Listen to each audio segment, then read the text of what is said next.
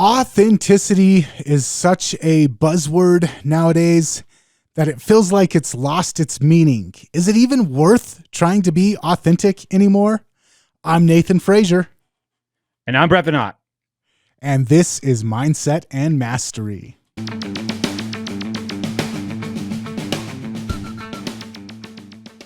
All right, Brett, we've talked about how guru is such an overused and abused term that it almost has like negative connotations about it. When you hear somebody be referred to as a guru, it's kind of like icky. And you're It's like, almost all ugh. negative. Yeah. Yeah. I feel like that's what's happened with the word authenticity. I feel like it's been used so inauthentically over the last decade or so that when I hear somebody say you've got to capitalize on authenticity, that's how you relate with your audience, I kind of get that same icky feeling nowadays. Absolutely. It's kind of like become a performance that you're doing for other people. You know what I mean? Like authentic is something that is an attribute to be appreciated by others. And one of the reimaginings of this, even though it happened 100 years ago, was in As a Man Thinketh by James Allen, which we talked about many weeks back. And his word is harmony. And to me, harmony felt like something that instead of being an external performance like authenticity, was more of an internal desired state, a state that, as we all know, it takes a lot of work. Maybe we don't always do it perfectly, but it is a very, very useful word or visualization, of internal harmony. And that, if you achieve it, as the book says, and we're talking in this case as a man thinketh, you are able to project outward in a much more effective way, right? Because we do want to have an effect. That's what we're talking about here. But we don't want to be just, what's the word? Affectatious for others. Mm-hmm. And we are this week talking about secret number 5 of The Lost Secrets of Success, Joe Vitale's book, where he's going through the career of Bruce Barton. And secret number 5 is called The One Missing Element. And it's all about authenticity and belief and people having what I would like to call as a bullshit meter, a bullshit detector. And in marketing, especially, you're always working against that because people, they've heard the claims before, they've heard the shallow promises before, they've bought the car off of the slimy used car salesman and it broke down 3 blocks from the dealership. They've heard it all before. And when you're trying to come to them with a new offer, the bullshit detector is in full effect. And there's ways around it, but I think the lesson that, or the point that he tries to get across in this message is don't try to get around it. Don't try to sneak around the bullshit detector. Be authentic. And like I said, authenticity kind of has an icky resonance to it nowadays, but it is, if you're authentically authentic, there is something to it. Yeah, Barton says, without authenticity, you're selling air. Especially in our world where there's so much marketing fatigue, advertising fatigue. People encounter these things and they just like, or what's it called? Ad blindness. People don't even see this stuff anymore. One thing that jumped out at me that Vitale wrote in the book is that people read news stories 5 to 9 times. Those were his numbers, 5 to 9 times more, which is a pretty broad spectrum, than they read ads. And I was like, well, that's disappointing. He doesn't know that news stories are ads too a lot of the time, for either like native native advertising or sponsored content, or like basically almost all news is sponsored content at this point. So it's a shame that as of the time that Vitale's book went to press, people are still unaware of that, but that's probably still the case today. But yeah, it was just like kind of a no-brainer because we live in such a competitive world where there's so many people seeking content, seeking this kind of material, that what other choice do you have except like be yourself and, as you said, plant your flag.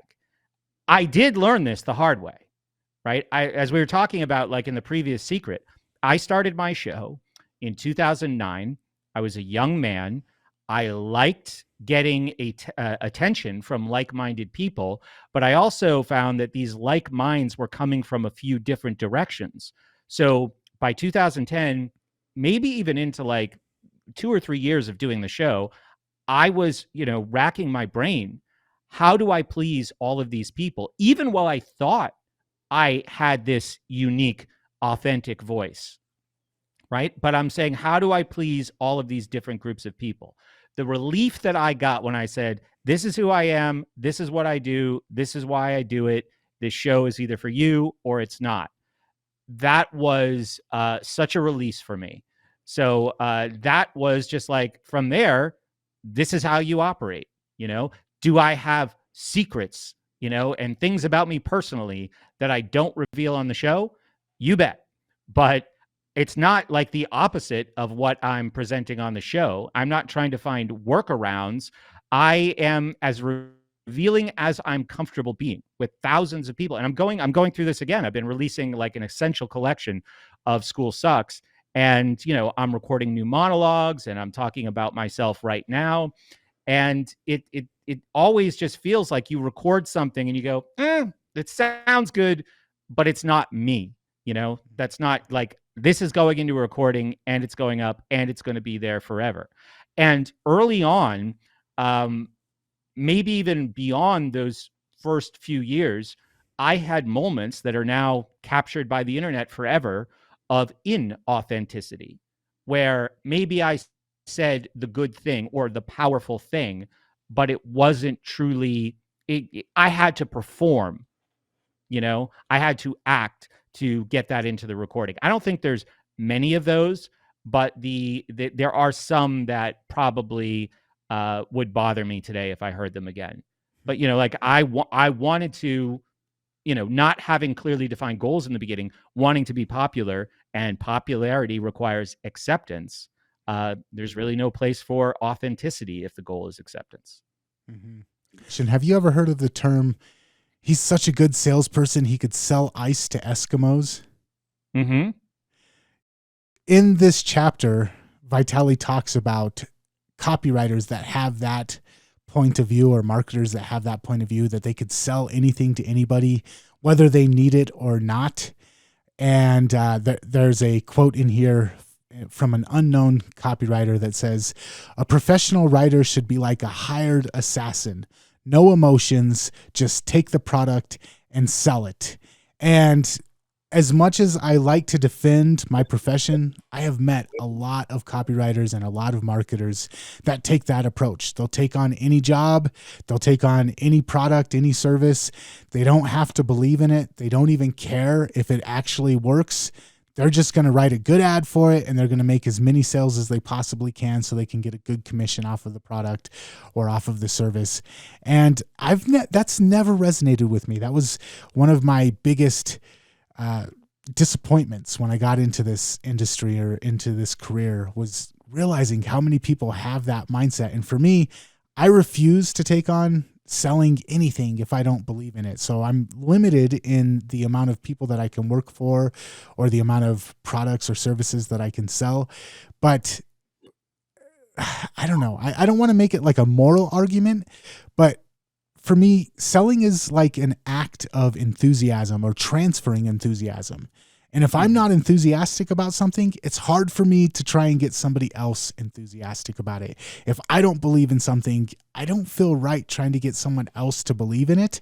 So for me, this authenticity, this power of belief that's in this chapter, the one missing element that he calls it, for me, it's impossible for me to even try to sell something that I don't have an authentic belief in. And I'm not exactly sure where to go from here with this. But so many places to go, Nathan. So many places to go, right? So mindset and mastery is all about us taking the wisdom from two very different industries where we've seen people do this, right? And it was very present in that series that we did mostly for my show called Emotional Manipulators for Hire, that we've talked about, and I would love to continue in the future, where it's like, These are tactics that are being used against you. They're used in education, they're used in sales and marketing, they're used in state propaganda. And if you can uncover them and see what they are, not only can you defend yourself against them, but you might actually be able to repurpose them for good. So I spend a lot of time looking at the ways things work in school. And if people who work in the advertising industry, the copywriting industry, even sales, have this different mode of operation, you can get a lot done with another human being if you understand things about them emotionally and intellectually that they don't understand about themselves.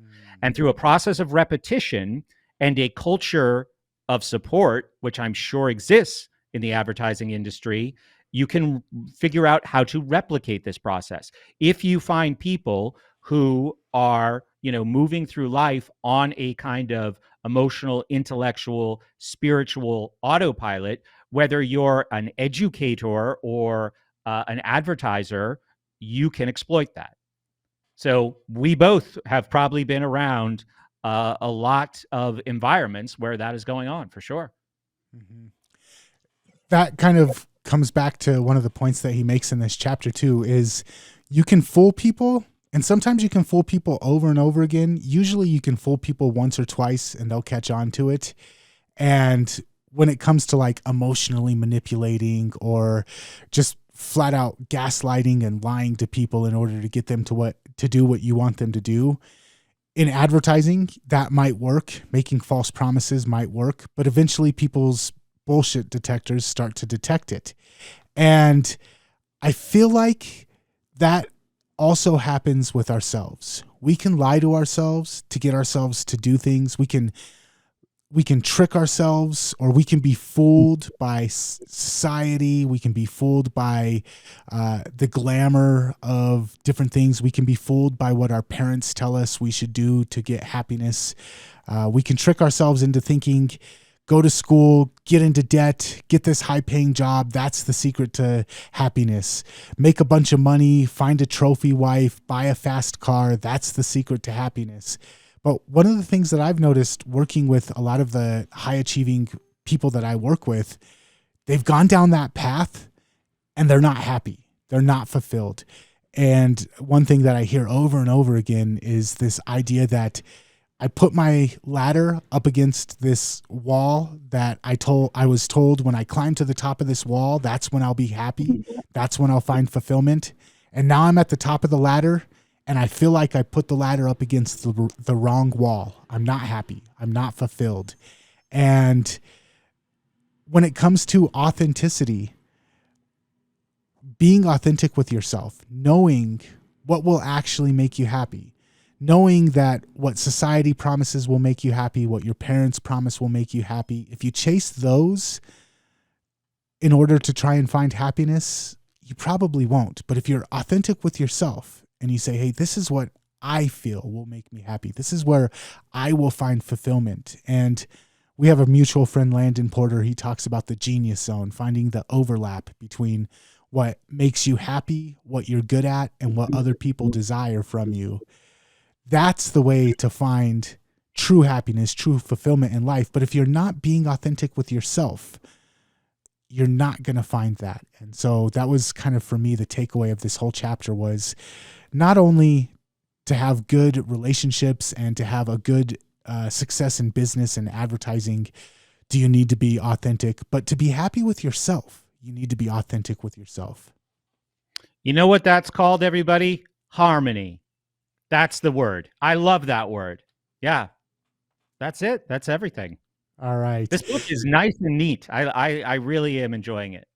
It is. And again, this was one of those ones where I had to, as I was going through this chapter, I had to dig to find the personal development lesson in there. But man, it's all about the relationship with yourself. This book is about how to have good relationships with your customers and your prospects.